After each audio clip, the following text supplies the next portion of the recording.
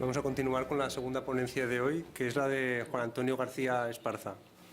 Juan Antonio es licenciado en Arquitectura por la Universidad Politécnica de Valencia y doctor en Patrimonio Cultural por la Universidad de la misma ciudad. En la actualidad es el director de la Cátedra Diputación de Centros Históricos e Itinerarios Culturales de Castellón 2016-2018. Recibe como investigador el galardón de Europa Nostra en el año 2009 por el proyecto final de máster Barracas del Litoral Mediterráneo, Catálogo de Valencia y sus alrededores. Y 2 años más tarde defiende su tesis doctoral titulada El descubrimiento cultural de la arquitectura popular en España, Alfredo Baesclin, 1883-1964 y el influjo centroeuropeo.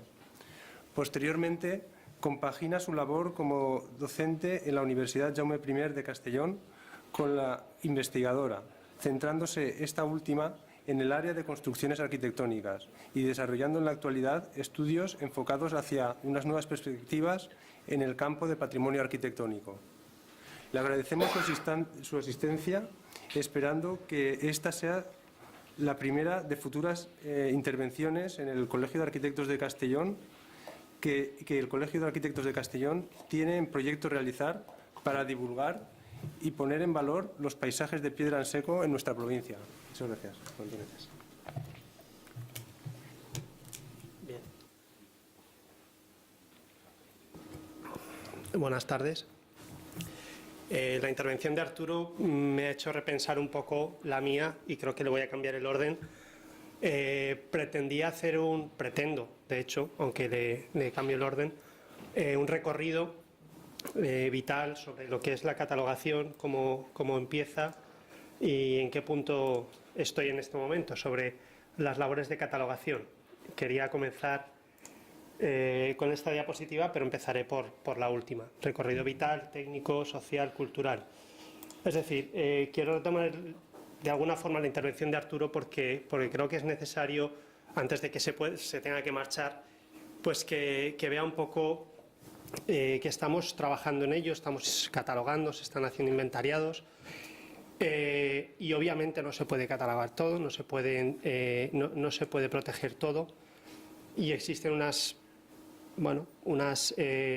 condicionantes de partida, por así decirlo, que los analizaré después porque, ya digo, se me ha roto un poco el hilo. En cualquier caso, creo que es importante que entendamos que el paisaje tiene unas connotaciones muy concretas. Nos equivocamos si nos centramos en el paisaje desde el punto de vista técnico, arquitectónico.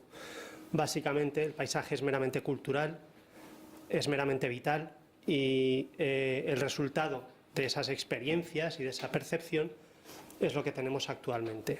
Por lo tanto, la ruina o el buen estado de una barraca o de un muro de contención, un muro de piedra en seco, es la resulta de un proceso sociocultural, socioeconómico, llamémoslo X, ¿no? No es meramente el elemento constructivo o el elemento arquitectónico. Por lo tanto, simplemente desde la percepción del paisaje, donde nos situamos en la historia, cómo lo percibimos y cómo empleamos o cómo utilizamos ese paisaje ya condiciona nuestro punto de partida a la hora de elaborar un inventario o una catalogación. Estas dos imágenes son imágenes, una es Peñagolosa, extraída de la revista Peñagolosa, 1953, el paso de los peregrins por una masía, entiendo, donde pues, las masoveras están de alguna forma expectantes, viendo pasar a los peregrinos.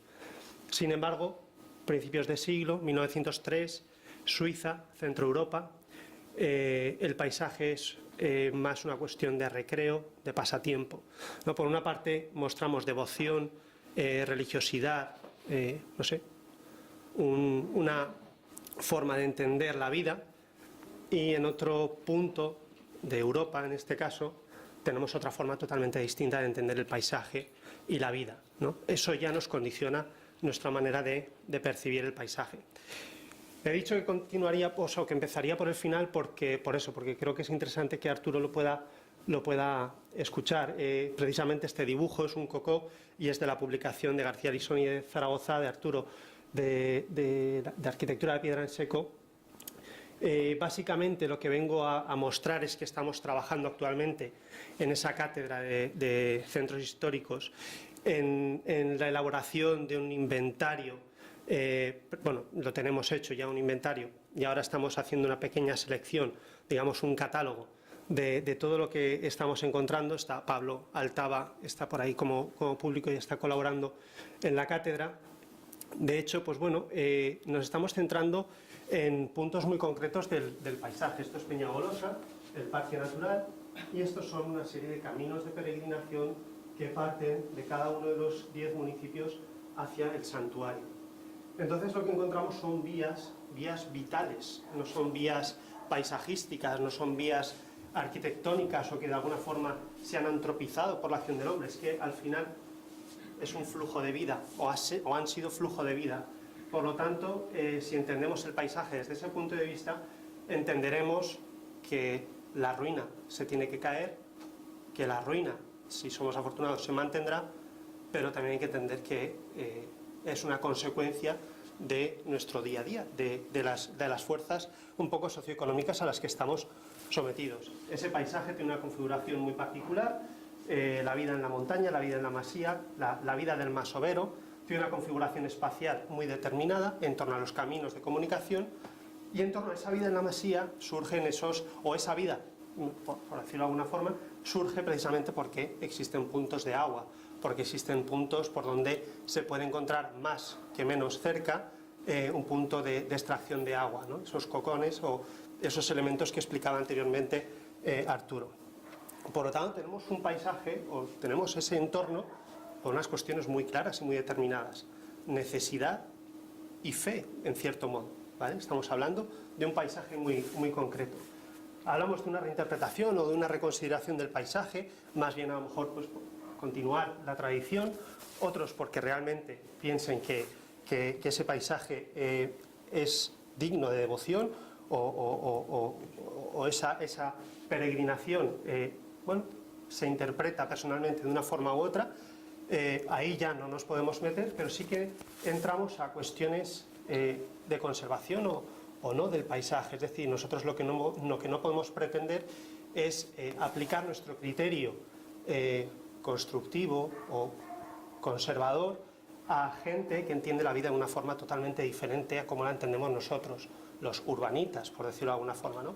Estamos tratando con especies en peligro de extinción, básicamente, por decirlo de alguna forma, ¿no?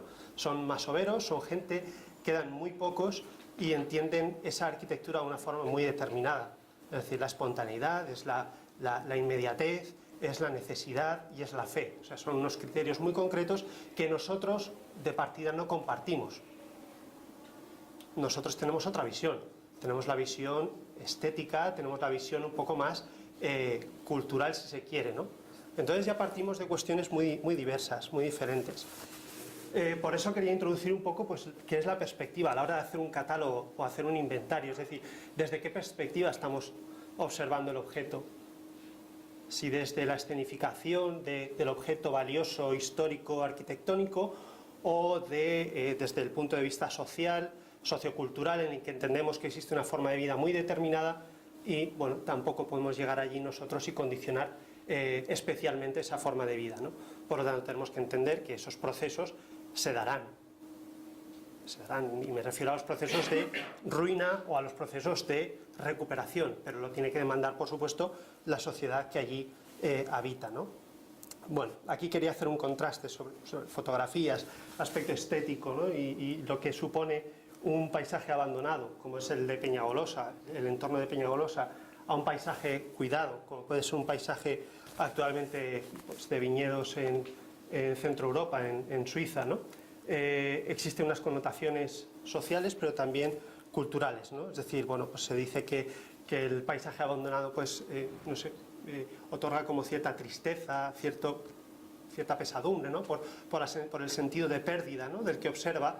Sin embargo, el paisaje cuidado, pues, parece que otorgue pues, una sensación de seguridad, una sensación de bienestar, ¿no? De que allí se desarrolla una vida alegre, no sé, ¿no? Entonces, ya de partida estamos en una situación muy concreta y en esa situación muy concreta o tan concreta no podemos comparar, no podemos aplicar mecanismos de, en este caso, inventariado y catalogación como se pueden dar en otros lugares, ya sea España o ya sea Europa, ¿no?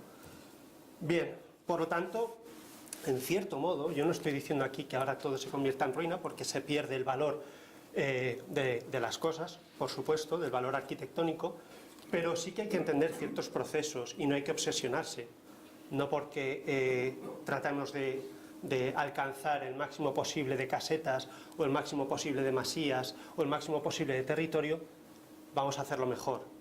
Obviamente no, porque hay, dicho sea de paso, intervenciones muy dudosas, ¿vale? Yo casi prefiero a lo mejor un proceso de cadencia que no una intervención maravillosa que de alguna forma pues, bueno, tengas que poner más que unas gafas de sol, ¿no? Entonces, es una cuestión muy particular de cada uno. Desde esa cátedra lo que estamos haciendo es entender qué es lo que está sucediendo ahí arriba con la gente de los pueblos. Estamos intentando hacer entender, o nosotros, hacernos entender a nosotros mismos cómo piensa esta gente, ¿no? Qué valores le otorgan al paisaje, cómo perciben ellos el paisaje. Es decir, si lo que valoran es el huerto cultivado o realmente lo que valoran es la caseta perfectamente realizada o perfectamente acabada. Entonces estamos llegando a una serie de conclusiones interesantes. No me quiero extender mucho porque quería contar muchas otras cosas, ¿no? Pero llama la atención que realmente los valores etnográficos a los que pertenecería esta arquitectura de piedra en seco quedan de alguna forma relegados a un segundo plano o incluso tercero. En aquellos pueblos donde todavía se conservan las rogativas, el valor fundamental son las rogativas, las peregrinaciones. Posteriormente entienden el paisaje desde el punto de vista natural, desde bueno, la calidad de vida que les ofrece ese paisaje.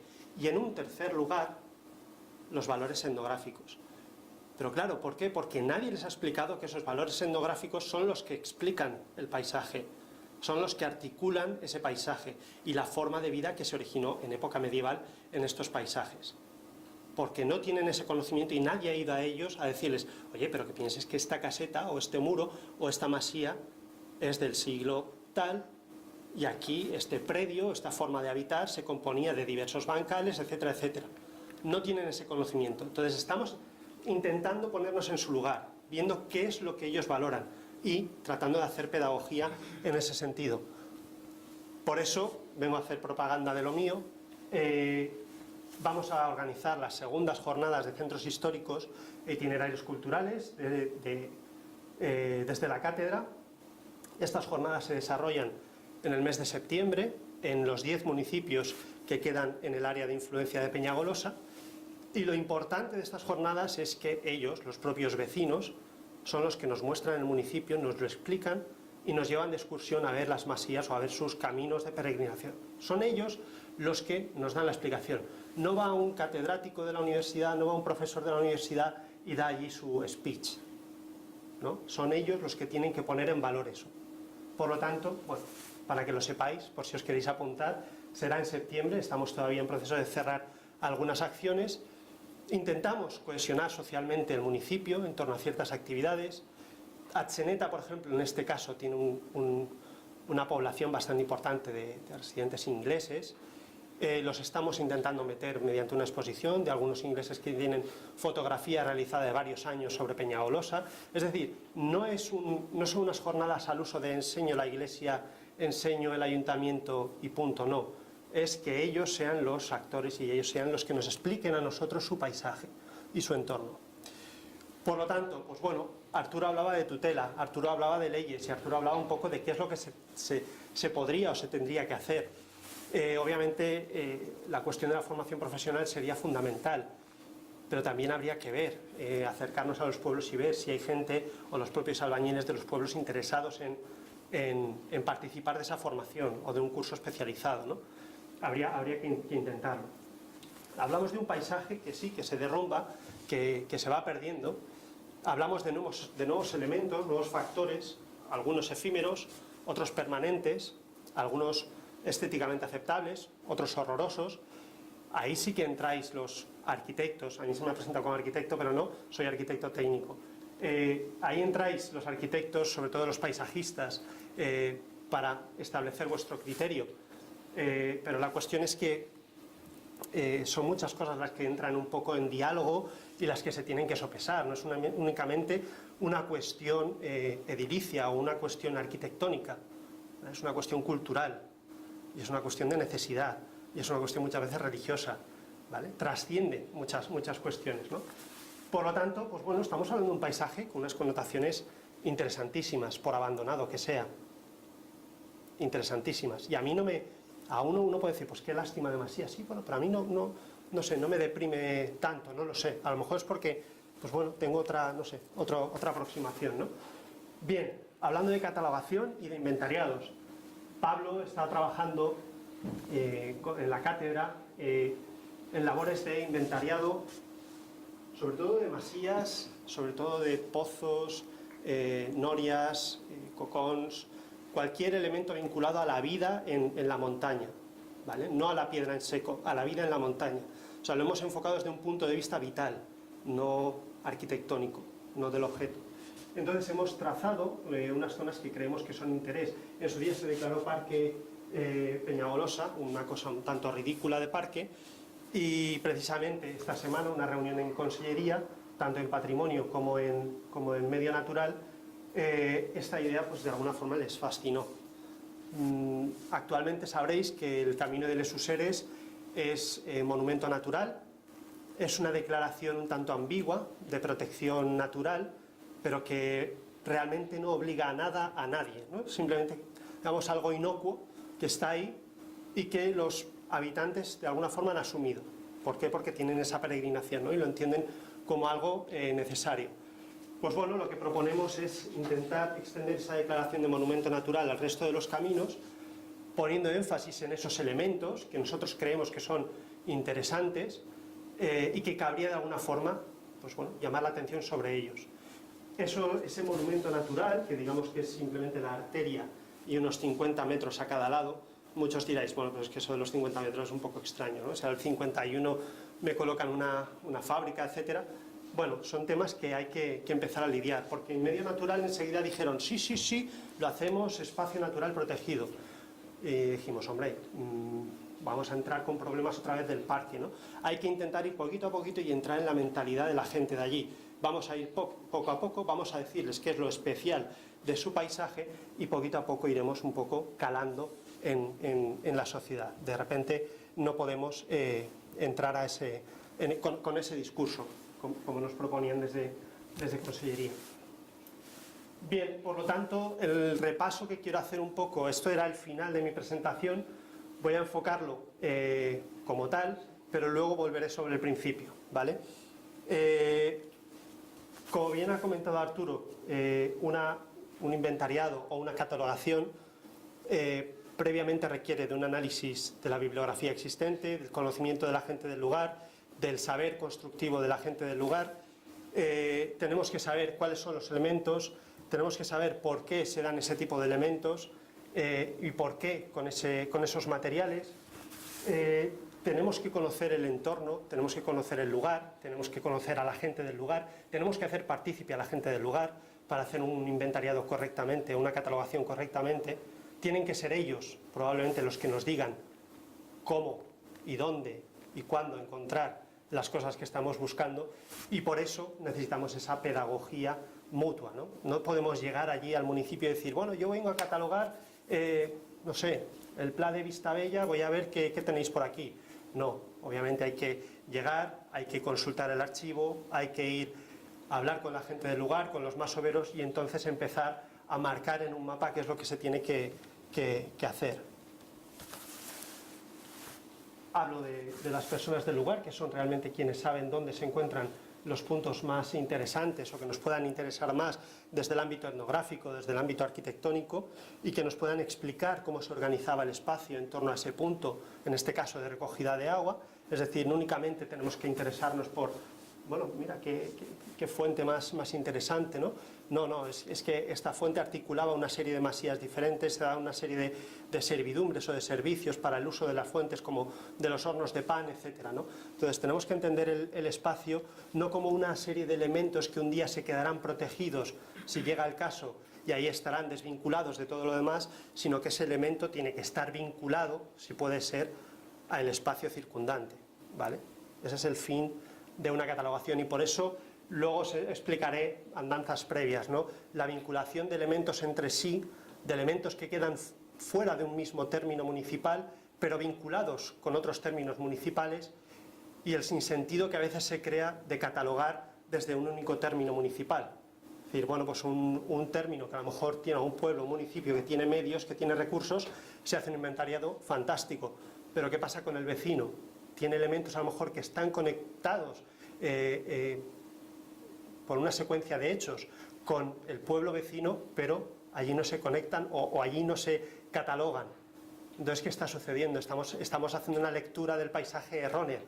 En vez de una lectura territorial basada en el término municipal, tenemos que hacer una lectura comarcal. Estas cuestiones hay que tenerlas muy en cuenta a la hora de inventariar y de catalogar. Bien, bueno, estoy utilizando fotografías que nos han servido para recorrer estos caminos. Este es el Mas de Costa en Llucena.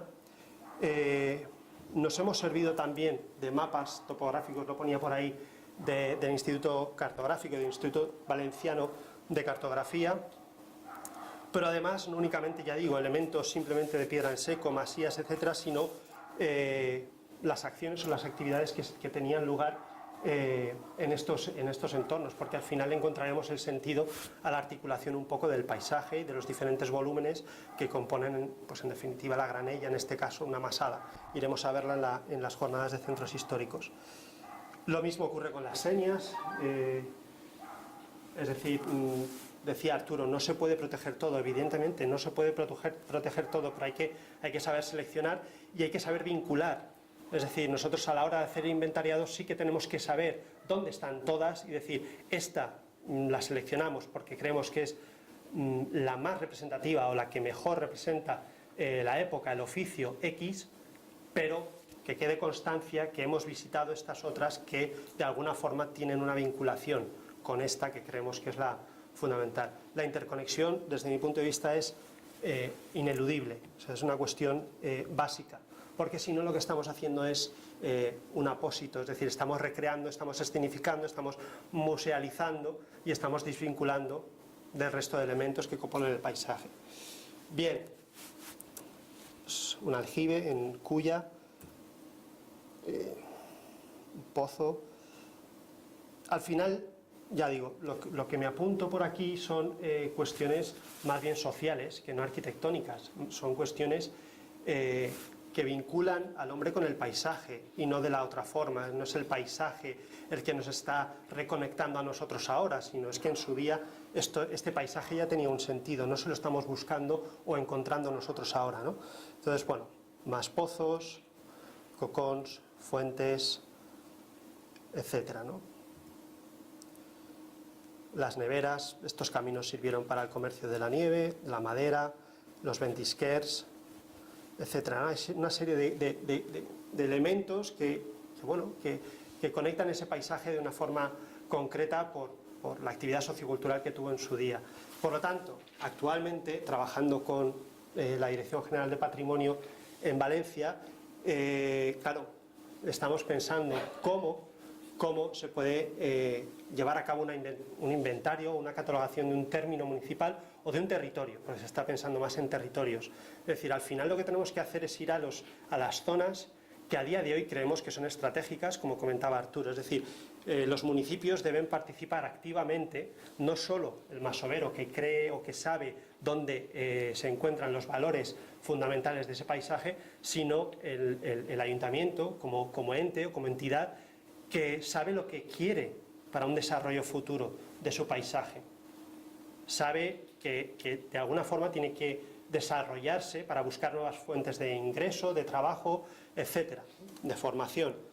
Por lo tanto, pues bueno, hemos resumido de alguna forma puntos críticos que habría que catalogar o que inventariar en un momento dado, en un término. Hablamos de aquellos elementos de singularidad extraordinaria, por supuesto, pero esos elementos de singularidad extraordinaria no viven solos en el entorno. Yo quiero especialmente incidir en eso. Se dan por unas condiciones muy concretas, como ya he dicho. Las rutas que los vecinos utilicen por proximidad, por ocio, por cualquier cuestión, pero aún así rutas de ocio y tiempo libre para foráneos. Hablemos de caminatas, hablemos de maratones o hablemos de bicicletas. Tenemos que vincular el patrimonio a una nueva serie de actividades que están generándose en el entorno. No las podemos obviar. Caminos públicos de interés que conecten de alguna forma puntos fundamentales del territorio, puntos esenciales que de alguna forma den o favorezcan la lectura del territorio, del término. Zonas próximas al municipio, es decir, las huertas periurbanas que existen en Chodos, que existen en Vistabella, que existen en todos los pueblos, están ahí pero están abandonadas, tienen unos sistemas de riego realmente interesantes, pues bueno, son elementos que en un momento dado sirven para llevar a cabo una visita guiada, una visita turística. Otros elementos de titularidad pública pues, centradas en cuestiones de la piedra en seco y aquellos elementos, como pone aquí, que de alguna forma marquen o enfaticen el uso tradicional del entorno, el uso agrícola o pastoril, como comentaba Arturo, azagadores o bueno, contadores de ganado, etc. Este es un ejemplo de ficha, como pueden haber muchísimas. Este ejemplo de ficha lo realizó Coral Escorihuela para inventariar parte del catálogo, bueno, sí, parte de la piedra en seco del término de Vilafranca, hace pues, el año pasado, creo. Y bueno, básicamente incidir en que los elementos de piedra en seco no son únicamente esos elementos, como comentaba, que vinculan el territorio a una acción simplemente pastoril o agraria, sino que también se da en estos caminos pavimentados medievales. Nos sorprendimos cuando hicimos el inventario de estos paños de pavimentos. Hay muchos que se han perdido, obviamente, pero hay otros que se mantienen y en muy buenas condiciones, la verdad. Hay unos tramos realmente espectaculares y que tienen un valor especial. Lo que pasa es que, de la misma manera que comentaba las jornadas de centros históricos en los pueblos, la gente no sabe o hay que empezar a enseñar a la gente a mirar el paisaje y apreciar lo que tienen que darse cuenta de que esto tiene un valor, tiene un valor histórico que explica ese paisaje, que explica esas peregrinaciones. No es la peregrinación en sí, no es la fe en sí, no es la religiosidad en sí, es toda una trama de elementos articulados en torno a una forma de vida. Y este es uno más, este es uno de ellos. Por lo tanto, pues bueno, también es una cuestión de articular mecanismos por los cuales se restrinjan yo lo de prohibir no va conmigo, pero que de alguna forma se moderen algunas acciones o algunas actividades que van un poco en contra de la conservación de estos elementos, como pueden ser las motocicletas, que están prohibidas, pero siguen circulando por aquí, etcétera, etcétera. Y normalmente esas motocicletas no es gente inmediata del pueblo, sino gente de fuera, ¿no? Que entiende el paisaje de una forma totalmente diferente. Por eso necesitamos mucha educación, mucha cultura detrás de un trabajo de catalogación e inventariado. No se puede quedar simplemente en un papel, se tiene que ir al pueblo, se les tiene que explicar, se tiene que venir al colegio de arquitectos, se tiene que explicar, para que de alguna forma entendamos eso, el paisaje no desde un punto de vista arquitectónico, sino desde un punto de vista vital. Este trabajo, como digo, lo estamos desarrollando desde la cátedra. Pablo está al frente, digamos, del recorrido de los caminos, de la georreferenciación, etcétera, ¿no? Estamos, de alguna forma, pues, llevando a cabo ese mapeo, ¿no? Mediante pues, bueno, sistemas de información geográfica, mediante una serie de mapas, etcétera, la recopilación de datos, ¿no? de estos caminos. Estas fotografías que enseñan, digamos, el paisaje con esa perspectiva, con ese recorrido, las vincularé ahora a otra explicación que haré sobre unas vías de ferrocarril en Suecia, otro trabajo de investigación sobre inventariado de estaciones de tren, porque de alguna forma pues, tiene una connotación muy clara, ¿no? Una vinculación o una segmentación del territorio en base a unas vías de comunicación. Es decir, muchas veces nos tenemos que olvidar del mapa político e irnos un poco más al mapa pues, bueno, geográfico, ¿no? Tenemos que irnos a entender el paisaje como una interconexión de municipios y en este caso de puntos de interés. Bien, pues este era el final. Voy a empezar ahora por el principio.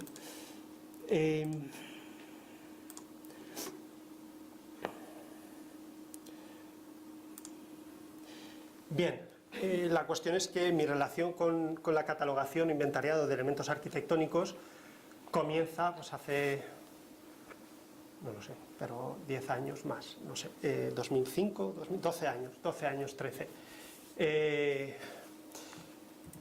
Me intereso de alguna forma por otro tipo de barracas, las valencianas, por una cuestión de un trabajo final de máster.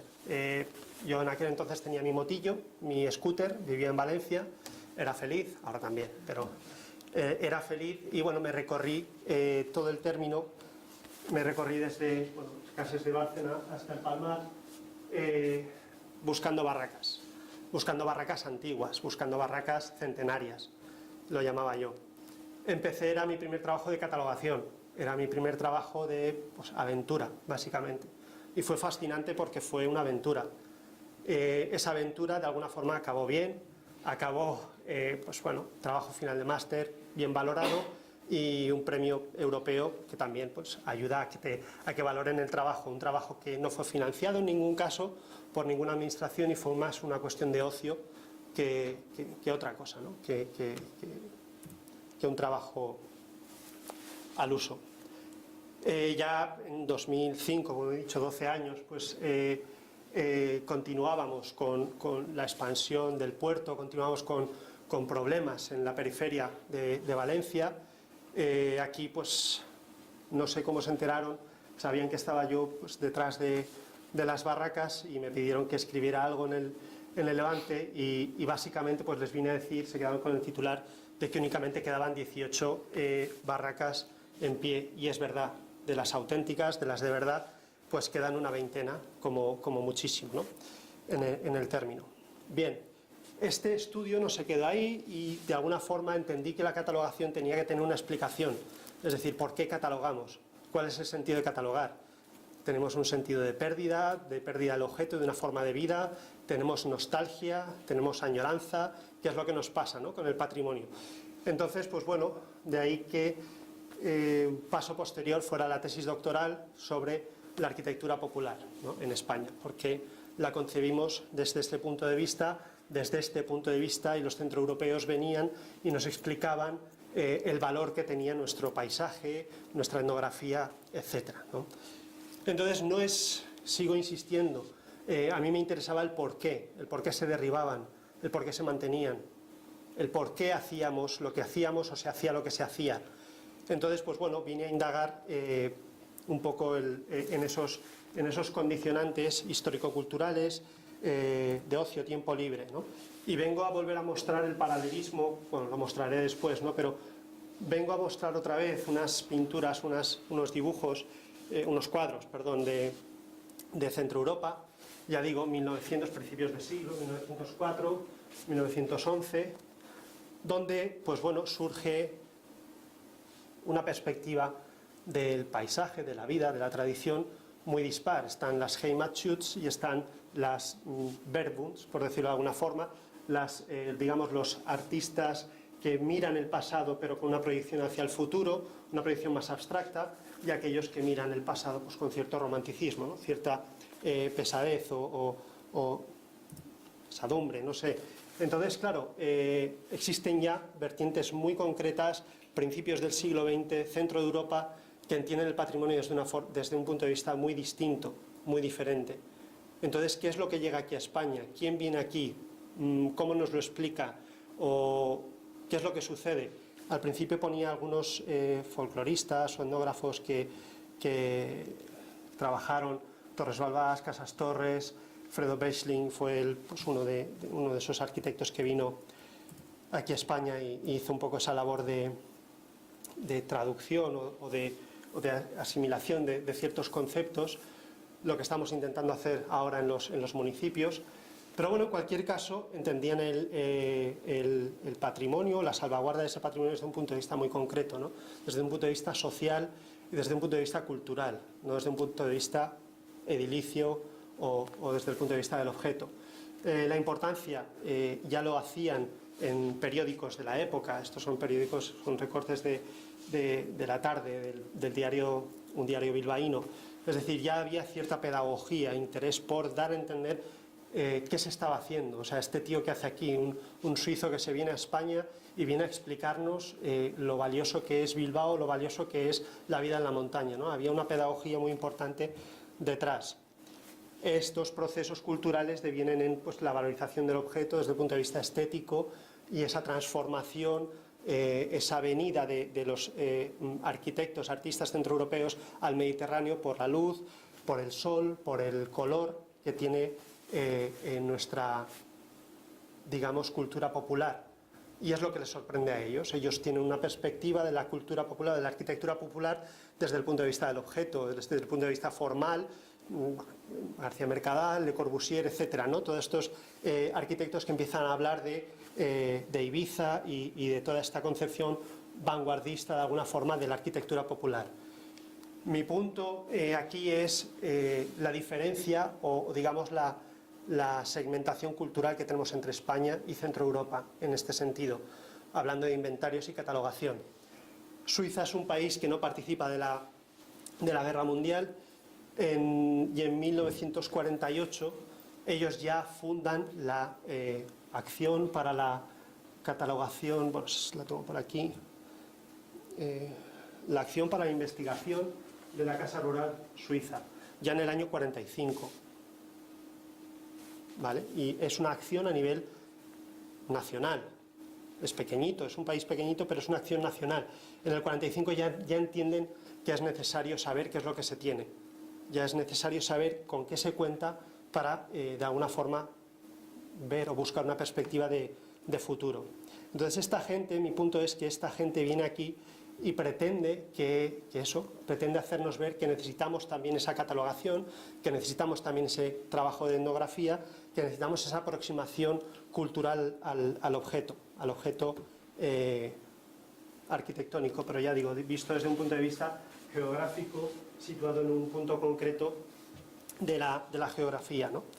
Entonces, bueno, la cuestión es que esa percepción, aquí sí que hago un poco la doble lectura que hacía antes con las masoveras de Peñagolosa y el paisaje suizo. La perspectiva es totalmente diferente. La campesina suiza, en este caso, no tiene las mismas presiones o no tiene el mismo condicionante sociocultural que lo tiene, pues, 40 años incluso más tarde, la sociedad en los alrededores de Valencia. Partimos de contextos socioculturales totalmente diferentes. Entonces el patrimonio no se puede entender de la misma forma. Hay una visión cultural del paisaje totalmente diferente. Esto condiciona la manera en que nosotros enfrentamos el paisaje. Y a día de hoy quizá esta puede ser nuestra visión desde el aspecto urbano, ciudadano, y esta, no digo que sea esta, pero por establecer un paralelismo que se entienda desde el punto de vista rural, ¿no? Que a lo mejor lo que expliquemos no se llegue a entender, porque son tan distantes las miradas, las percepciones, que muchas veces hay que tratar de llegar a entender primero qué es lo que está sucediendo, ¿no? Bien, esto me lleva a la última parte, era la segunda, pero a la última parte, y es la necesidad de interconexión de algunas catalogaciones, de algunos inventariados. Esto fue hace 5 o 6 años, una estancia de investigación en Suecia, justo después de la tesis doctoral, pues también para ver la perspectiva nórdica, es decir, a ver esta gente dónde estaba a nivel de catalogaciones y qué estaban haciendo. La verdad es que fue magnífico, no por el estar allí simplemente, sino porque me ha dado destrezas para entender muchas cosas, ¿no? Que al final es de lo que se trata en estas estancias, ¿no? De entender diferentes realidades. Bien, por no enrollarme demasiado, no tengo la hora, pero bueno, por no enrollarme demasiado, mi interés allí, básicamente cuando llegué, no era ninguno, es decir, llegué y no sabía lo que iba a hacer. Dije, algo quiero hacer, pero no tenía muy claro el objetivo. Entonces, bueno, pues te pones a leer o a traducir libros en sueco allí en la biblioteca y empiezas a mirar a ver posibilidades. Di con unas antiguas vías de ferrocarril, ferrocarril de vía estrecha, que tenían una serie de estaciones vinculadas a esas vías de ferrocarril. Ya en el 19 se empieza a desarrollar el ferrocarril en la región de Västra cerca de la región de Gotemburgo, que es donde estoy haciendo la estancia, y de alguna forma pues bueno, voy dando con publicaciones y libros que me explican un poco la historia y el desarrollo del ferrocarril en aquellas tierras, ¿no? No sé si se ve bien. En cualquier caso, cuando yo me sitúo en un espacio temporal, es decir, ese 19, ni más tarde ni más temprano, doy con que quedan o se iniciaron 3 vías de ferrocarril muy marcadas en esa región. Entonces me intereso por esas vías de ferrocarril y digo, vale, voy a ver en qué situación están ahora y qué ha hecho este país o esta región por mantener o conservar este patrimonio. Voy a ver qué es lo que hay. Nadie había hecho nada. A nivel municipal había el típico inventario, catálogo de pues bueno, el ayuntamiento, la iglesia y la estación de ferrocarril. Pero la importancia del estudio que yo intenté hacer y que bueno, al final acabé haciendo es la interconexión de las distintas estaciones de ferrocarril en distintos municipios. No se había hecho ese estudio. De ahí la importancia de la interconexión territorial, ¿no? Por lo tanto, pues bueno, di con 3 vías de ferrocarril, empecé a husmear y a intentar entender aquel sueco y aquellos libros, di con pues, mapas de la época que me ayudaron a interpretar con las nuevas herramientas disponibles en el despacho, en la universidad, pues el entorno como había evolucionado a través de un visor, como puede ser Google Maps, allí tienen uno propio, Gita. Empecé a hacer pantallazos, empecé a visualizar lo que era el antiguo trazado de las vías, ¿no? Pero con ese visor actual. Eso me ayudó a entender qué tramos estaban todavía visibles desde una vista cenital y cuáles no, qué se había perdido y qué no. Y empecé a encontrar construcciones vinculadas, no se ve muy bien, pero construcciones vinculadas a esa línea. Esto me permitió desde la universidad ya tener claro dónde quería ir. Ya tenía claro que quedaban algunos edificios y tenía que ir a comprobar si eran estos edificios o no. Por lo tanto, me hice esta operación para las 3 vías de trenes y una vez tenía ese trabajo con la ficha catalográfica correspondiente, pues con un pase de autobús de 2 meses íntegro, me recorrí pues toda la región. Y se puede hacer. Puedes ir hasta el rincón más remoto en autobús público. Por lo tanto, lo importante, lo interesante es que sí se habían planos antiguos, de la época, de algunos arquitectos que habían trabajado en la construcción para la empresa nacional de vías de ferrocarril, pero de alguna forma yo empecé a trazar los modelos simplemente con varias medidas, no tenía tiempo para más, era trazar varias medidas, tomar muchas fotografías y empezar a tomar modelos o tipologías de construcciones vinculadas a esas vías de ferrocarril. Por lo tanto, pude establecer diferentes tipologías que se daban en torno a aquellas vías. Y sorprendentemente, pues encontré casi la mitad en buen estado. Casi la mitad. Las diferentes tipologías. Algunos eran pues nuevas, esto era una clínica dental, otras las utilizaban por supuesto como viviendas. Lo que sucedió en este país es que en el 48, justo cuando se crea la acción para la investigación en Suiza, aquí en el 48 lo que hacen es, la empresa estatal de ferrocarriles tiene un número ingente de edificios que tiene que deshacerse de ellos, no los puede mantener, entonces los tiene que vender o demoler.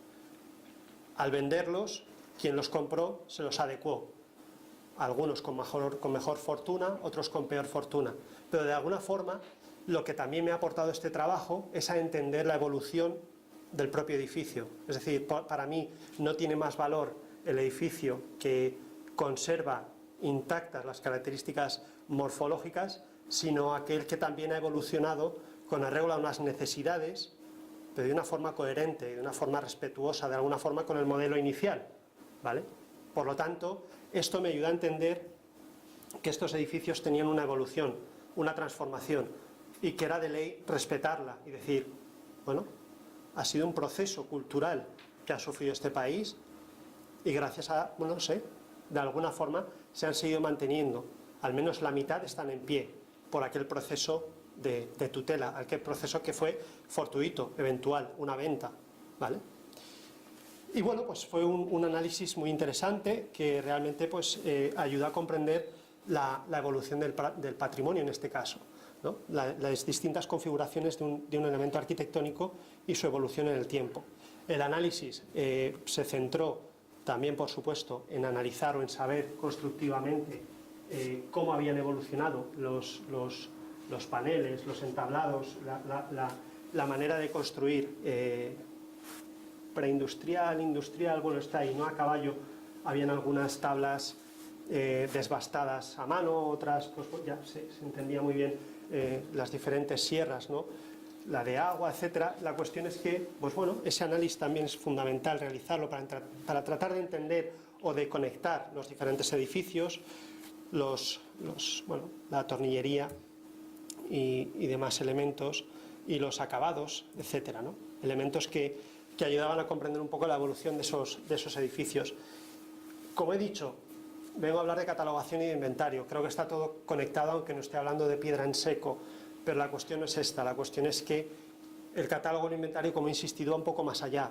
Va más allá y va a entender, tiene que tratar de entender las connotaciones, como pongo por aquí, intangibles que tiene ese patrimonio. Y no para el que lo observa o lo evalúa, sino para el resto, ¿no? Para quien lo habita. Por lo tanto, vuelvo un poco a la imagen de los caminos pavimentados que tenemos en Peñagolosa y vuelvo a una fotografía de Suecia por la que transitaba en su día una vía de tren, de estas de vía estrecha, ¿no? Se mantiene el paisaje, se mantiene esa vertebración, se mantiene esa articulación. Es un elemento identitario, es un elemento que de alguna forma vincula ese paisaje. No únicamente es valiosa la estación de trenes, es valiosa, desde mi punto de vista, la interconexión, ¿vale?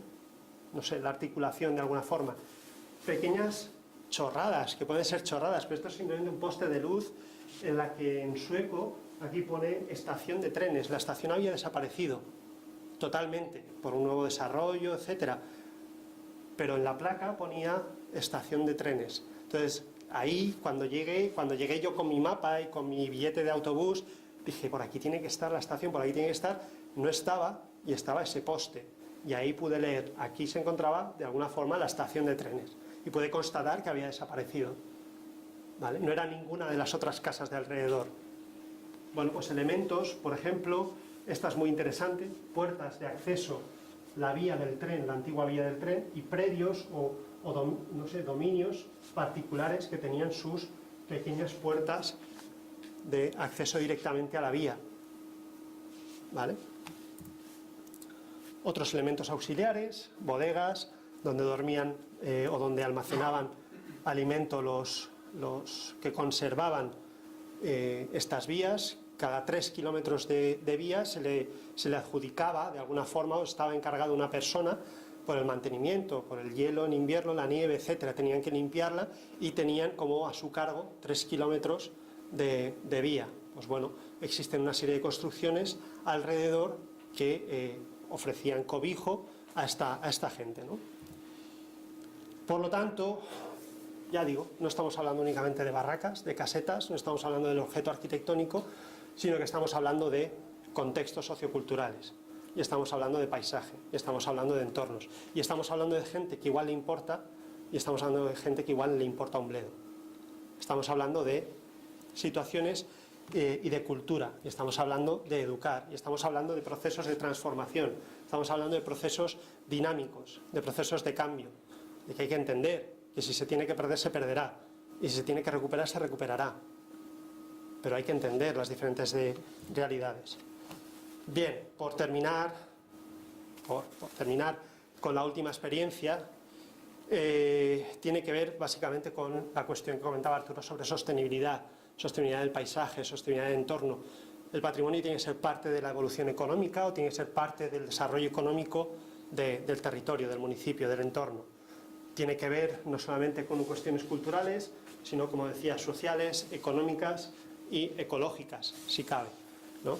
todo eso pues habla de el paisaje, digamos, antropizado o el paisaje edificado, construido.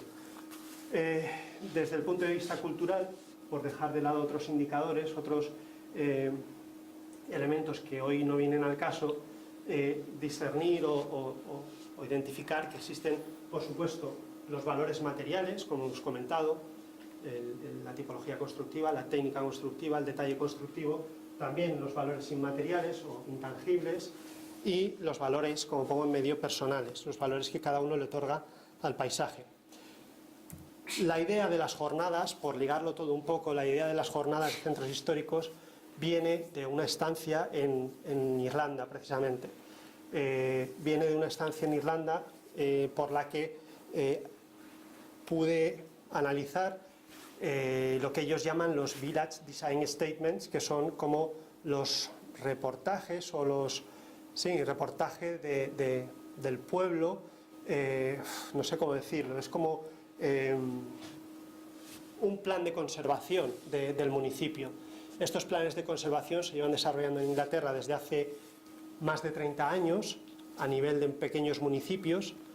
Y lo que tiene que ver con la ponencia de hoy de la piedra en seco es la participación en ponernos de acuerdo en qué es lo que es válido, de ponernos de acuerdo en qué es lo que tiene unas connotaciones para mí valiosas y ponernos de acuerdo en cómo lo tenemos que poner en valor, ¿no?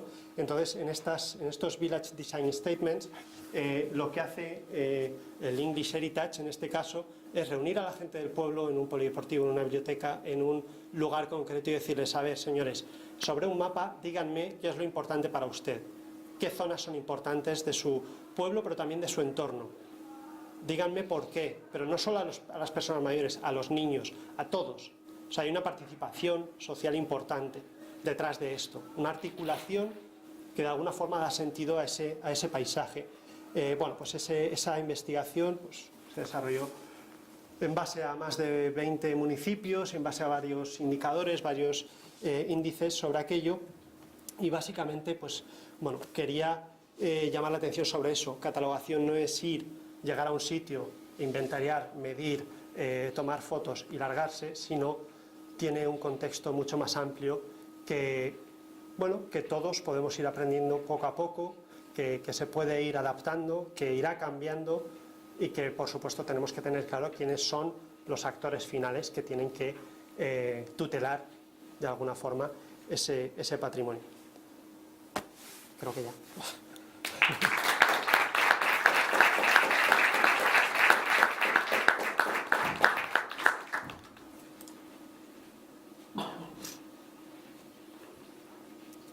Bien, si tenéis alguna pregunta, si alguien quiere, no sé, comentar algo.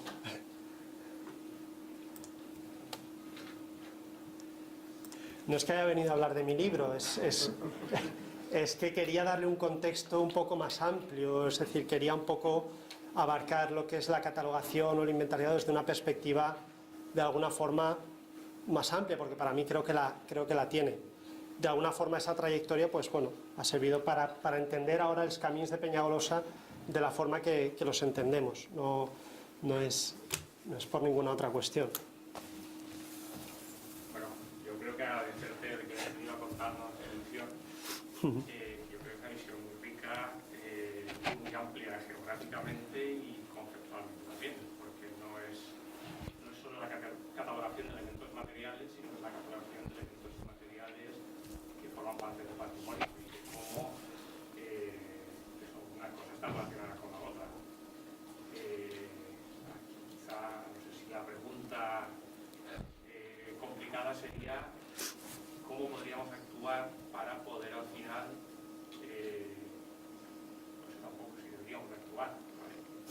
Si deberíamos actuar o no y cómo, para poder conservar esos elementos que de alguna manera podemos llegar a la conclusión que tiene interés conservar. Como ya he explicado, esos elementos materiales están ligados a otros elementos inmateriales que de alguna manera es más difícil de catalogar o establecer acciones para conservar. No sé si tiene interés actuar, si tiene interés cómo llevar a cabo esto. Bueno, yo creo que hay que actuar, por supuesto hay que actuar, pero hay que ser críticos, hay que analizar desde un punto de vista crítico el por qué se actúa y el porqué de la forma en la que se actúa. Es decir, creo que y hay que registrar eso. Es decir, al final de este par de siglos, en cuanto a la valorización del patrimonio, lo que yo he visto o creo que es importante es por qué se toma una decisión determinada en un momento determinado. Es decir, por supuesto hay que actuar, tenemos el conocimiento y hay que hacerlo, pero el por qué tiene que estar muy claro. Es decir, lo estoy haciendo por un interés personal, lo estoy haciendo porque es una política nacional o internacional que dicta una forma de actuar, o lo estoy haciendo porque me lo está pidiendo una sociedad o un entorno particular. O sea, tener muy claro el por qué se hace lo que se hace, porque para mí igual de válido es dejar un entorno o una parte del entorno en abandono absoluto y que evolucione silvestremente, porque tendrá una explicación, que recuperar arquitectónicamente un espacio porque tenga su valor, porque lo reclame quien lo reclame o porque realmente lo dicte una norma o una legislación. Todo tiene su porqué, pero hay que explicarlo. Yo creo que hay que actuar, pero hay que decir el porqué. Ese es mi punto de vista.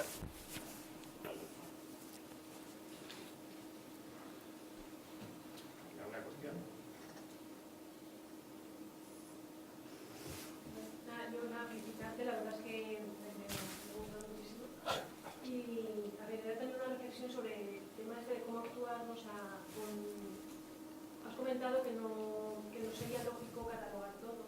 También has comentado cuando viniste con la Consellería de Medio Ambiente, como que enseguida saltó un poco la alarma de la protección y tal, y bueno, era un poco también apoyar que no siempre esa protección, esa catalogación beneficia al bien, ¿no? Porque al final, bueno, si se protege como demasiado, eso deja como un paisaje inanimado, que no es ya lo que se pretendía.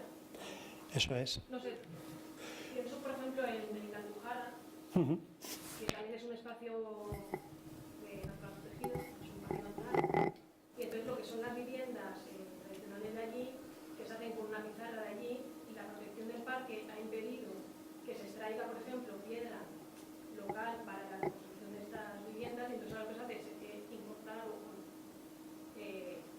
cajas de piedra ya cortadas industrialmente de Galicia o lo que sea, y que perjudican, yo creo, bueno, no sé, en mi opinión, que perjudican la conservación de ese paisaje que se pretendía proteger.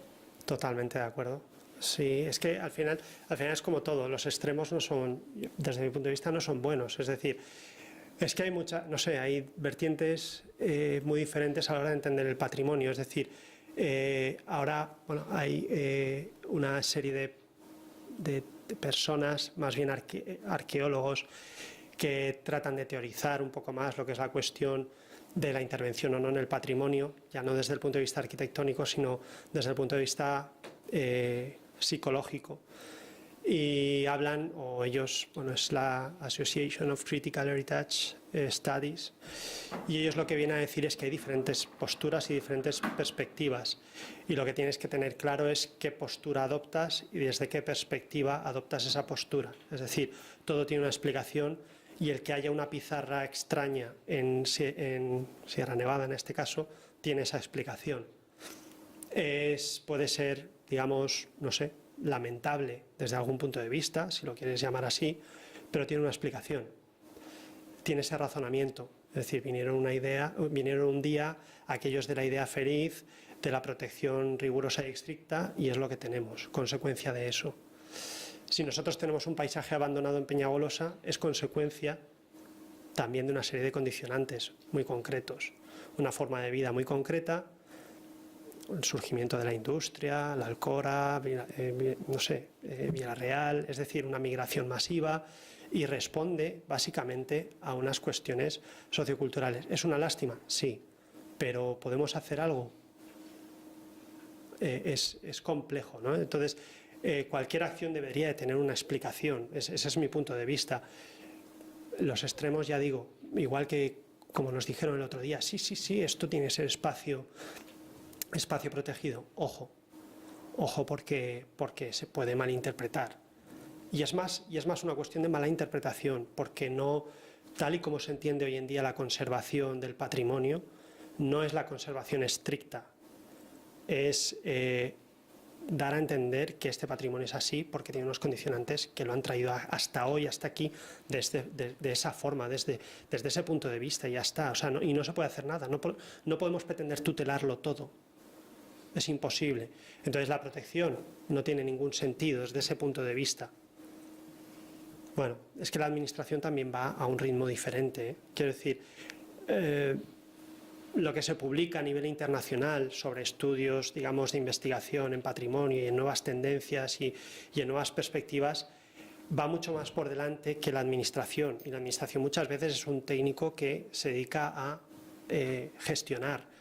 Y se van cambiando, la perspectiva va cambiando, las formas de tutela van cambiando, y aquí tenemos una administración, por lo que yo conozco, y no quiero señalar a nadie ni mucho menos, que de alguna forma pues todavía está pensando en que la conservación del objeto es lo importante y el resto me da igual.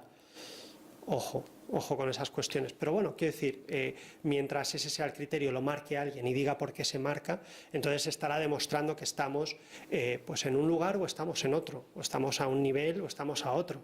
Es decir, nos posiciona socialmente o como sociedad, nos posiciona culturalmente, nos posiciona, es decir, quiero decir, no nos tenemos que tirar de los pelos, es decir, es lo que tenemos y son los condicionantes que tenemos. En Suecia se trabaja de una forma o se entiende el patrimonio de una forma, en Inglaterra de otra y en el Mediterráneo de otra, y ya está. Los primeros que tenemos que saber que somos mediterráneos y que estamos aquí somos nosotros. O sea, y por eso es válida esa visión, digamos, un poco internacional, porque te da a entender un poco cómo se ven las cosas desde otro punto de vista. Ángel, ¿querías algo? ¿No? ¿Qué habías hecho?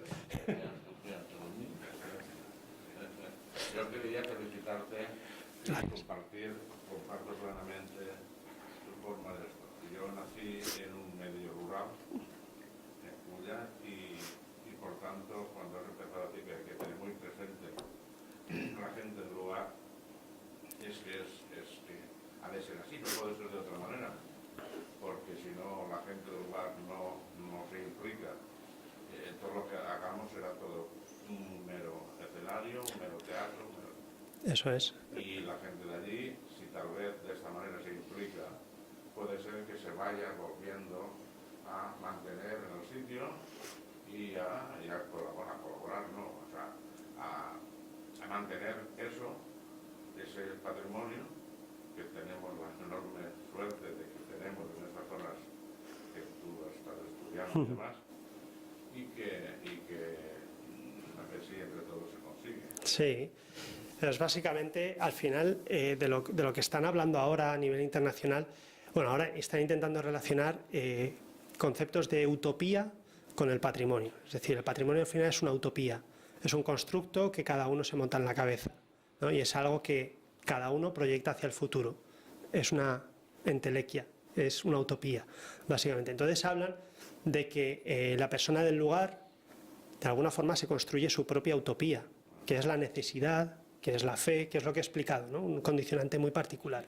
Y la gente del ámbito urbano se construye su propia utopía, ve el paisaje de una forma totalmente diferente, ve la ruralidad, ve el aire limpio, ve otras connotaciones que la persona del ámbito rural no ve o no percibe de la misma forma. Entonces percibimos el patrimonio de una forma totalmente diferente, pero ambas son válidas. La cuestión es poner eso en crisis y de alguna forma tomar una decisión.